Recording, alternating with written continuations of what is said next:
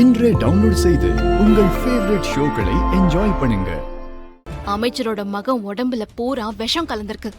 அதனாலதான் அவன் உயிர் போயிருக்குங்கிற உண்மையை மறைச்சு அடிபட்டதுல அவனோட உடம்புல இருந்து அதிகமான பிளட் லாஸ் ஆனதுனால்தான் உயிர் போயிருக்குன்னு போஸ்ட்மார்ட்டம் ரிப்போர்ட்டை மாத்தி எழுத வச்சு டாக்டருக்கு அந்த மாயா பணம் கொடுத்திருக்காங்க. அப்போ அவங்க தானே அமைச்சரோட மகனுக்கு பாய்சன் கொடுத்திருக்கணும். ஆமா, நீ சொல்றதும் கரெக்ட் தான்.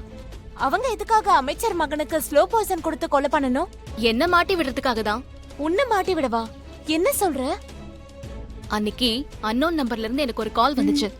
போன்ல ஒரு லேடி பேசினாங்க. அமைச்சர் மகன் என்ன கடத்தி கொண்டு வந்து குடோன்ல அடைச்சு வச்சிருக்கான், எப்படியாவது என்ன காப்பாத்துங்கன்னு பதறினாங்க. அதுக்கப்புறம் போன் கட் ஆயிடுச்சு. நான் அந்த பொம்பளை சொன்ன குடோன்ல போய் பார்த்தேன்க்கா. அப்ப அங்க யாருமே இல்ல. கால் வந்த நம்பருக்கு போன் பண்ணா ஸ்விட்ச் ஆஃப்னு வருது. அப்பவே நான் சந்தேகப்பட்டேன். அதுக்கப்புறமா தான் அமைச்சரோட பையன் உன்னை கடத்திட்டு வந்திருக்கான், சூர்யா வந்து உன்னை காப்பாத்திருக்காரு. அப்ப நடந்த அந்த சம்பவத்துல மினிஸ்டர் மகன் கீழே விழுந்திருக்கான். அப்ப சூர்யா தள்ளி விட்டதுனால மட்டும் அவன் சாகல, விஷம் கொடுத்ததுனாலதான் செத்து இருக்கான், அப்படிதானே?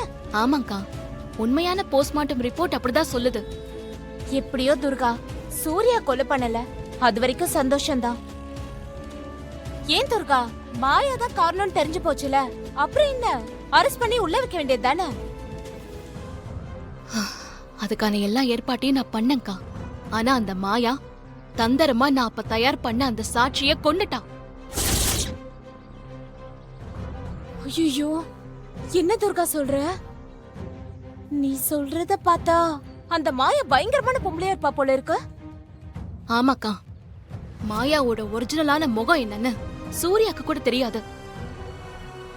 ஒரு நாள் அந்த மாயாவை பத்தின உண்மைய நான் அவருக்கு தெரிய வைப்பேன்.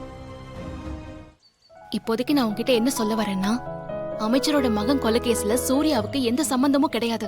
அதனால நடந்தத ஒரு கெட்ட கனவா நினைச்சு மறந்துட்டு சந்தோஷமா கல்யாணம் பண்ணிக்கோக்கா. அப்போ கொலை நடந்த இடத்துல சூர்யா கைரகை ஏன் கைரகை இருக்குன்னு சொன்னியே, அதை எப்படி மறைக்க போற? சூர்யாவை இந்த கேஸ்ல இருந்து எப்படி காப்பாத்தி வெளியே கொண்டு வர போற? அதெல்லாம் ஒரு பிரச்சனையும் இல்ல, அத நான் பாத்துக்கிறேன். நீ ஒண்ணு கவலைப்பட வேணாம். நீ கல்யாண பொண்ணா சந்தோஷமா இரு. இத வீட்ல வச்சு பேச முடியாதுன்னு தான் உன்னை கோயிலுக்கு வர சொன்னேன். சரி துர்கா, எனக்கு உதவி பண்ண போய் சூர்யா கொலை கேஸ்ல சிக்கிக்கிட்டத நினைச்சு நான் வருத்தப்பட்டுட்டே இருந்தேன்.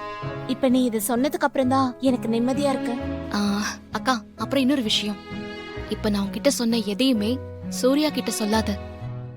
நேரங்காலம் பார்த்து நானே சொல்லிக்கிறேன், சரியா? சரி துர்கா, அந்த மாயாவை சும்மா விடாத. அவளை புடிச்சு ஜெயில போடு. அப்படியே அந்த சங்கரபாண்டியன் இருக்கால, அவனை புடிச்சு ஜெயில போடு. சரிக்கா, அத நான் பாத்துக்கிறேன். நீ வா போலாம். வா.